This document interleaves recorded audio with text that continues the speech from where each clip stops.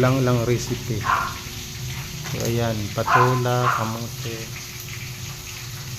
sitaw, kalabasa, talong na bilog, at saluyot. Ang sahog ay pritong isda at saka bagoong. Unang gagawin, magpakulo ng tubig at lagyan ng sibuyas at ilagay yung bagoong.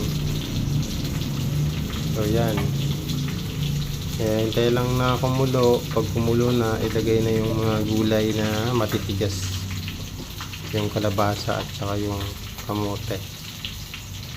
Lagyan din ng pampalasa syempre.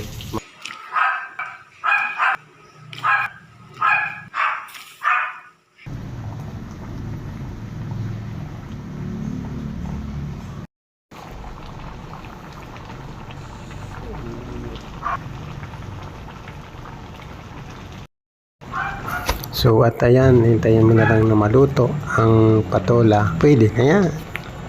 Kainan na mga lods.